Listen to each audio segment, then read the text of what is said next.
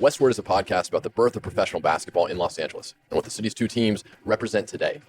It is told through the man who was and is at the center of both, Jerry West. A production of the Dan Patrick Podcast Network. Listen to Westward on the iHeartRadio app, on Apple Podcasts, or wherever you get your podcasts.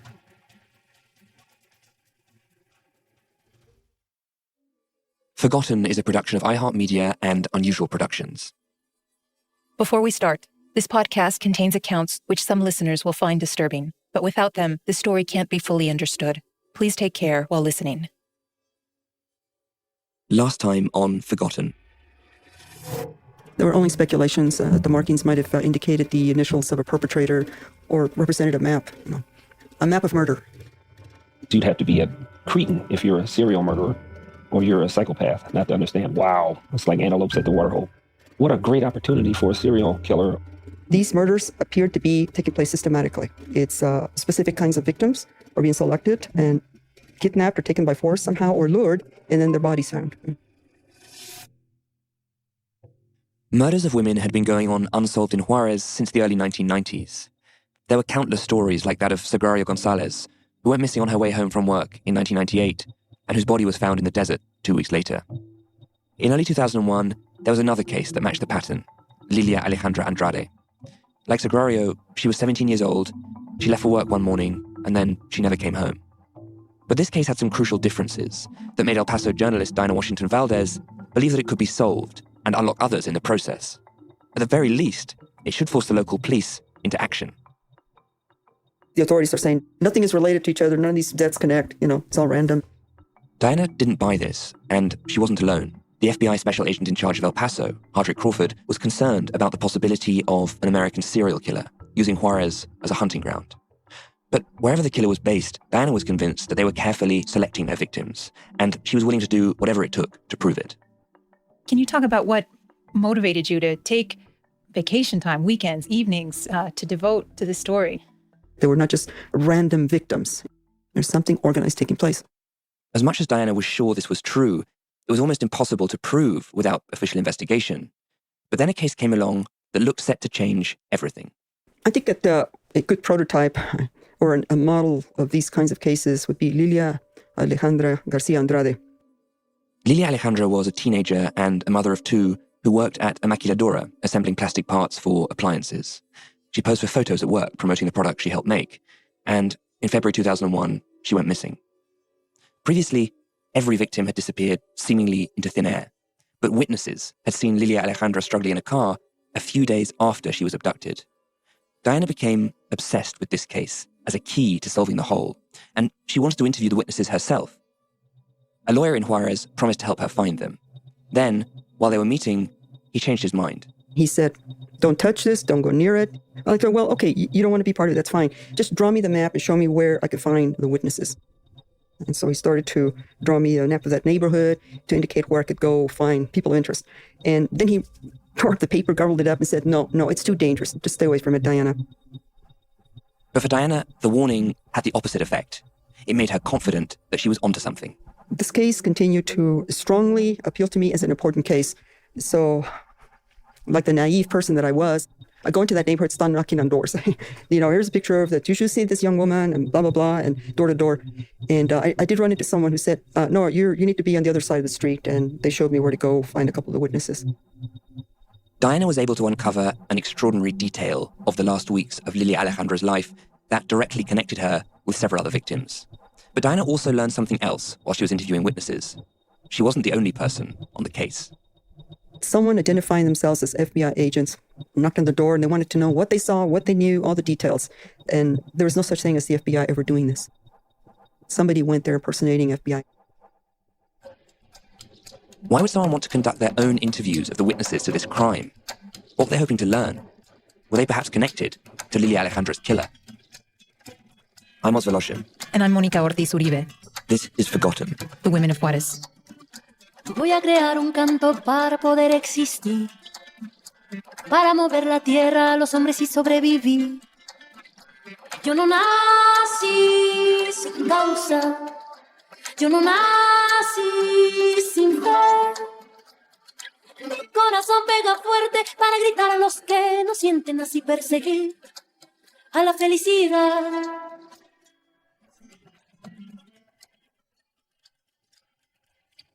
It was 2001, and Diana Washington Valdez had been investigating crimes that she believed were connected for years. Then Lilia Alejandra was abducted and murdered. Something unusually sinister seemed to be happening. That story about the lawyer who was literally about to help Diana track down these witnesses, Monica, and then who tore up the piece of paper he was drawing on. What do you think he was thinking about? Why did he do that? I think this lawyer was torn between helping Diana advance her investigation and not wanting to put Diana in harm's way.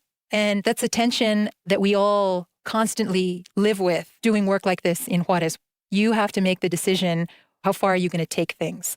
And you told me that's something that you've thought about a lot. And that when you first started reporting in Juárez, you even developed your own protocols. I would think carefully about what I would wear going to Juárez. I really loved this pair of cowboy boots that I had, and I would love wearing them. And they would be helpful, like if you're out reporting in the desert, they're helpful to keep the sand out. But I would think twice about putting those cowboy boots on because I would think, shoot, what if someone stuck me into the back of their trunk? It would be very uncomfortable to be wearing these cowboy boots stuffed in somebody's trunk. But even with those grim and scary thoughts, you did go ahead and do the reporting, and Diana went ahead and did the reporting. What do you know about the neighborhood that she was knocking on doors in? Diana describes it as a middle-class neighborhood peppered with small businesses. One of the witnesses who lived there was a judge, and another was a U.S. citizen. They claim they saw Lilia in a car parked in front of a TV repair shop. And the people who lived there seeing an American reporter knocking on doors and asking questions, that must have been quite a strange sight. Yes. So at this point, Diana had appeared on TV giving multiple interviews about the work that she was doing. So she was often recognized, even in Juárez. But typically, a reporter going door to door in a neighborhood that isn't her own is going to stick out. Which, of course, probably put her at risk. Absolutely.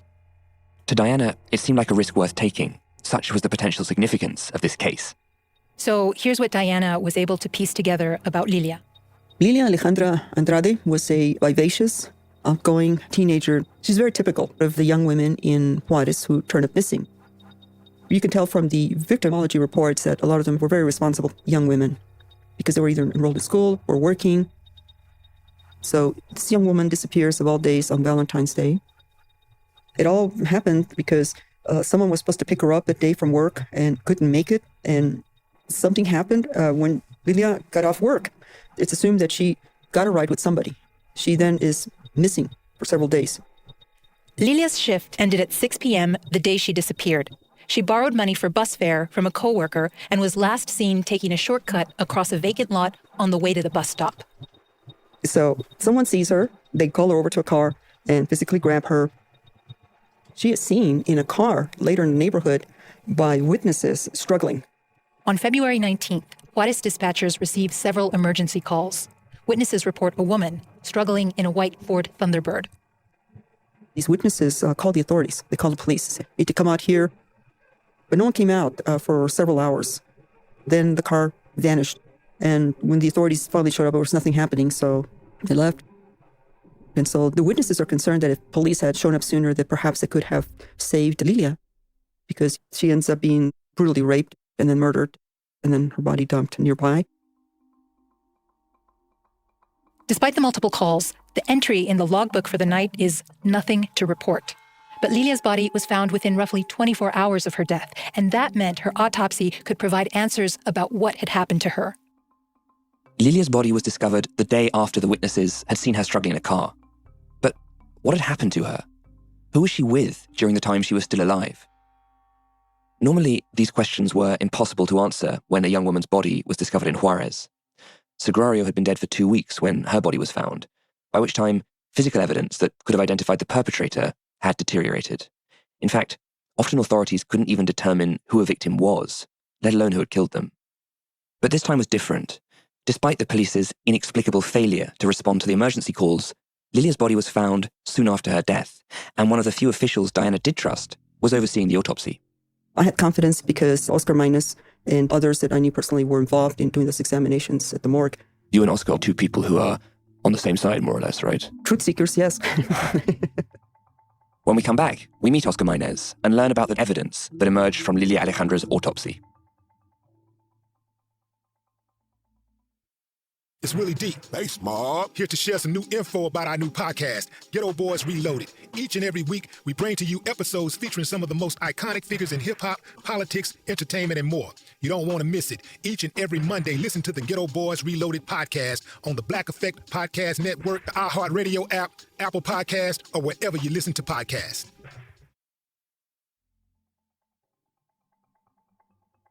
Before the break, Diana Washington Valdez told us that Oscar Maynez was a key source to begin to piece together who was killing young women like Lilia Alejandra Andrade. We decided to pay him a visit. So who is this Oscar Maynez, Monica? What gives him a special insight into the crimes? Oscar was the head of the forensics department for the state police in Chihuahua, so he was very directly involved in the investigation of the women's murders. And he was actually one of the first investigators to sound the alarm that there might be a potential serial killer in the city. When we met him for our interview, Oscar was teaching criminology at the Juárez University. And so we met him in school after one of his classes in an empty auditorium. My name is Oscar Maynez Grijalva. I used to be the chief of the forensic department at the state police. Can you describe your job? I mean, we did everything, like to oversee the crime scene, work in autopsies, a lot of homicides committed against women. It's basically some kind of sadomasochistic, sexual predator type crimes. Diana was Lilia Alejandra was one of the cases that hit her the hardest. Yeah, I was there when the relatives went to identify the body. She was missing for, what was it, like a week, something like that, a few days. So she wasn't murdered immediately. I mean, she was badly beaten and raped. ¿Y qué sentías? What did you feel looking at these remains? Well, the first thing is try to do the process of collecting evidence. O sea, no, lo que tú sentías, no lo que hiciste. First you tend to disconnect. You see it as a case. When you confront the relatives of the victims is where it hits you. You know, it's... and also you need to imagine what these victims went through to try to find out when were they taken, how long were they abducted before they were killed. I mean, you have to go through into all this horrible process. Was she clothed when you found her or in a state of... She was half naked. Mm-hmm. And where was the body? In a field within the city. This was the reason why Lilia Alejandra was discovered so quickly. Normally, victims were dumped in the desert, on the outskirts of town. But Lilia's body was discovered near a commercial area, almost as though the killer was becoming more brazen. And her autopsy had something strange and disturbing in common with other victims who Oscar had examined. Physical evidence that didn't degrade. I didn't have access to all the cases, but the cases that are related, they tied their hands with shoelaces. So when I saw the body of Alejandra, I checked the wrist, and soon enough there was the marks of shoelaces. How do you know? Because I've seen this before. Multiple victims had their hands tied with shoelaces. In fact, this was so common that Oscar was actually expecting it when he examined Lilia Alejandra. And indeed, he was right. This is the kind of signature that psychological profilers often jump on to narrow down the field of suspects. It was a concrete lead. You warned the authorities that you suspected a serial killer. Yeah, because you saw a pattern there. Young women, poor, usually students, factory workers, and they were adopted, raped, and usually murdered by strangulation. And then the position and the way they left the bodies, you could see a connection there. Diana told us that many victims had broken necks because the perpetrator wanted to achieve a certain sexual effect. And sure enough, Lilia Alejandra's neck was broken. And her case revealed another haunting fact about the killer's modus operandi. We believe she was fed at least half an hour before she was killed. She was fed. Whoever took Lilia Alejandra on February the 14th kept her alive for several days before killing her. They also moved her around, according to the witness reports from February 19th. Who could be capable of this? I mean, this case tells me how organized it is because she was abducted. She was kept in a place. Someone was guarding her. She'd already been in captivity for a week. For a few days, yes. So probably she was fed and then someone came, took her, and then she was raped and murdered and then disposed. The fact that she'd been fed, along with the shoelaces and the broken neck, suggested a highly organized serial offender. But there was something else. Something that could have begun the end game in these murders. Were you able to collect any biological evidence from... In the case of Alejandra, there was DNA, but what do you compare it to? In what kind of evidence? DNA. Semen extracted from the body. I flew to Guanajuato because they had a new DNA lab there. Did you fly it yourself? Yeah, I took it because I didn't trust, if I sent it to Mexico City, because in Mexico City, they lost the first batch of tissue to test the DNA, so we had to go again and send another batch. And nothing came back from that, or what came back from that? Well, you need to compare it to someone. Oscar was so worried that the samples would get lost, he personally escorted them to a lab in Guanajuato, almost 1,000 miles away from Juárez. But somehow this potentially definitive biological evidence never helped secure a conviction. And this failure to act on all of the evidence that came to light in Lilia Alejandra's autopsy was infuriating to her family and to Diana Washington Valdez. Oscar Maynez is familiar with the DNA profile.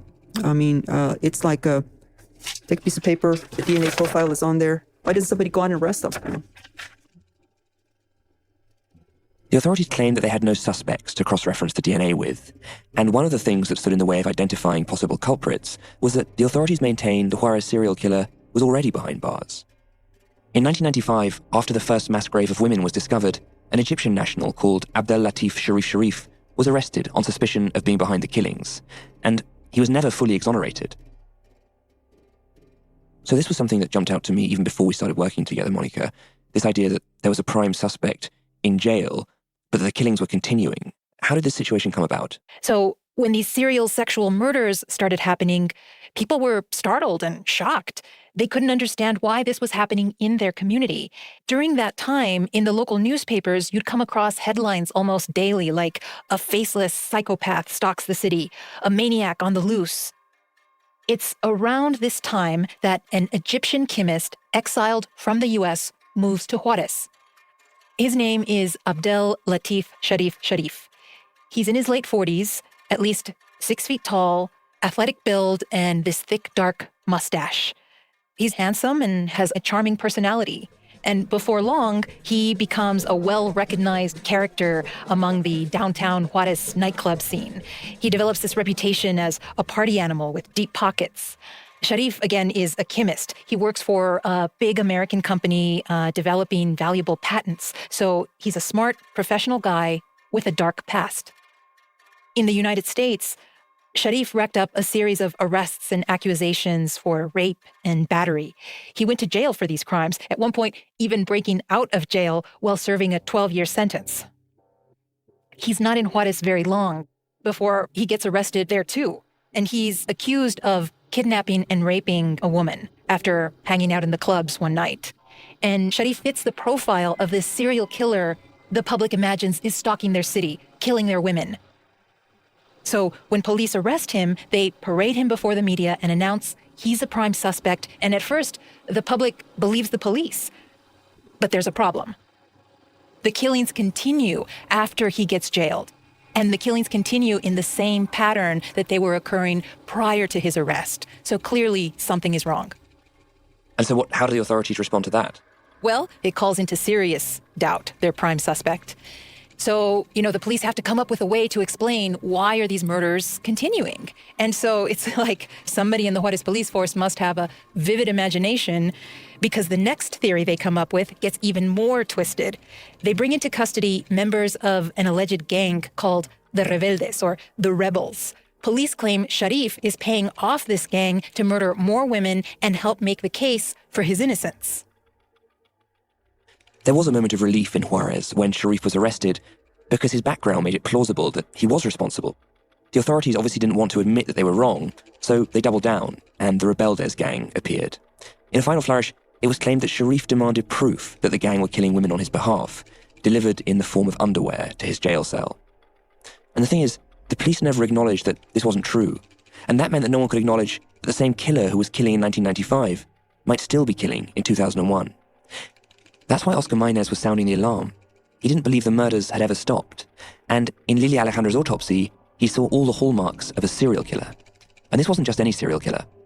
It was a killer who was capable of keeping a victim alive for several days, of moving the victim around, and seemingly of intimidating witnesses. All of this made Diana all the more determined to identify her own suspects. But as she led her investigation, one of the things she found puzzling was how the crimes were being covered in the local press. It was very different for me, being in the U.S. media, to read that Mexican press would refer to the victims as otra mujer sacrificada, like sacrificed.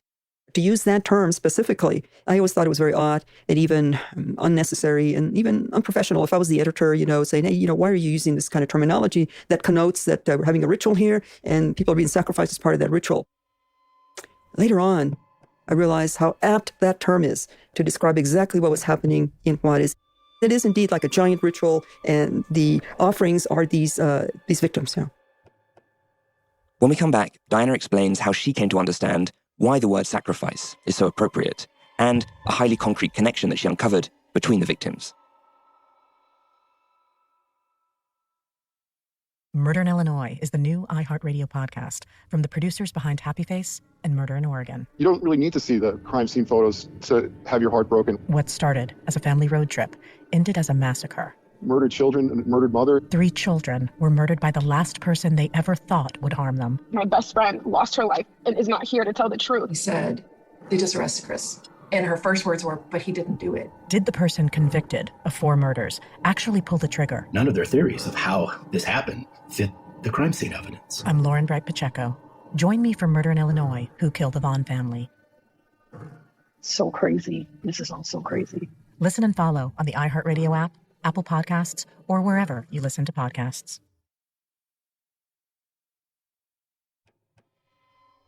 Diana Washington Valdez described the murders of women in Juárez in terms of ritual. The word sacrifice is very closely related to Mexican indigenous cultures like the Aztecs. There's a thread of that still runs strong in Mexico, just in the practice of folklore and that sort of thing. The presence of triangles on some of the victims led people to claim that they had literally been sacrificed to a saint called Santa Muerte, the Holy Death. Diana didn't buy this, but she was struck by how the victims were obviously being identified well in advance of being killed. In the Aztec culture, a victim is volunteered, their hearts are torn out, it's a blood offering to appease the gods. To me, this is exactly what is taking place in Juárez. We have the offerings of young women as a sacrifice. And that's the important thing about these systematic murders, is to understand the women were picked, they were selected. Diana's interviews with the witnesses had turned up that strange detail about the fake FBI agents. She was never able to find out who they were, but she was able to piece together some telling details about Lilia Alejandra's last few weeks alive, including the fact that photographs of her had circulated in promotional shots for the Maquiladora where she worked. Her kidnapping is very interesting because apparently someone saw her and decided she's going to be next, right? They liked her look. They knew something about her background already. Someone was watching? Someone's watching. You had people looking out for certain kinds of victims, honing in on them, narrowing in on them, and then arranging for them to be kidnapped. Lilia Alejandra disappeared on the very day that her family didn't come to collect her from work. And Sagrario Gonzalez went missing shortly after she had changed shift and had to start commuting to work alone. The killer struck at moments of maximum vulnerability. But according to Diana's reporting, they also had a formalized system to identify victims and to learn their schedule. I think it's worth mentioning the echo schools.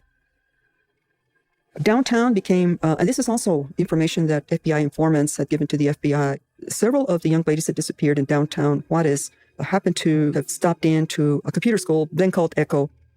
The FBI again. This time it's the real FBI, who had their own interest in solving these crimes, and their informant network in Juárez suggested that victims were being identified using a computer school called Echo. In fact, Echo was a national chain of schools. One opened in the early 90s in downtown Juárez. This was the time when the personal computer was on the rise, and you can imagine a young woman like Lilia Alejandra working a grueling job on an assembly line, being tempted by the promise of transcending circumstances through computer literacy. After all, most of the victims' families had moved to Juárez in search of a better life, in search of opportunity, and computer schools could lead to a coveted white-collar job. What would happen is young ladies would be walking down the sidewalk and someone would approach them with a clipboard. They call them the Echo promoters, wanting to interest them in the training that the Echo schools provided. The important thing about these computer schools is that the young ladies were putting their personal data into the questionnaires and their pictures were taken.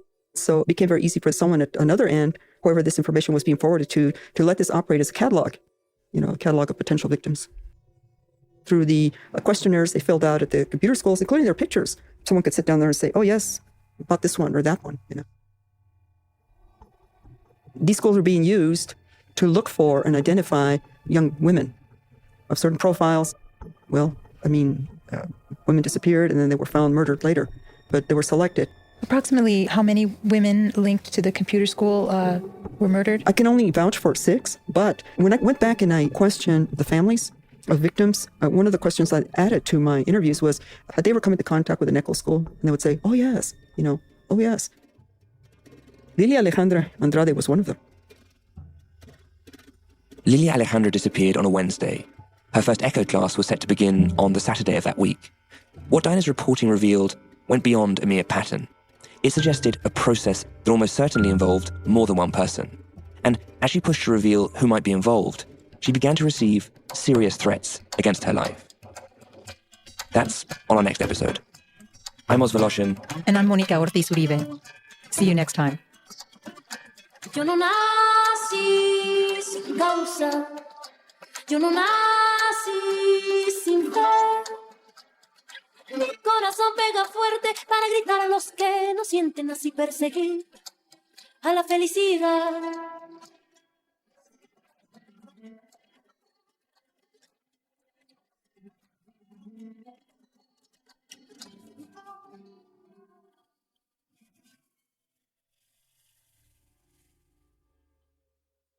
Forgotten, The Women of Juárez is co-hosted by me, Mónica Ortiz Uribe. And me, Oz Voloshin.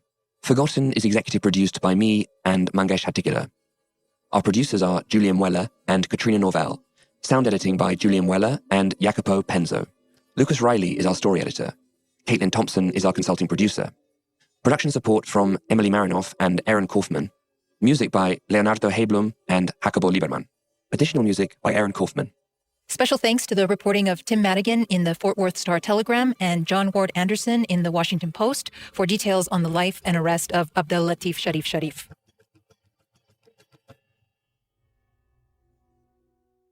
Hi, I'm Jamie Lee Curtis. I am host of the new podcast, Good Friend, on iHeartRadio.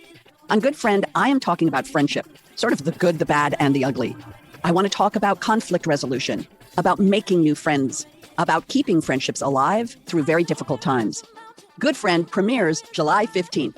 Listen and subscribe on the iHeartRadio app, Apple Podcasts, or wherever you get your favorite podcasts.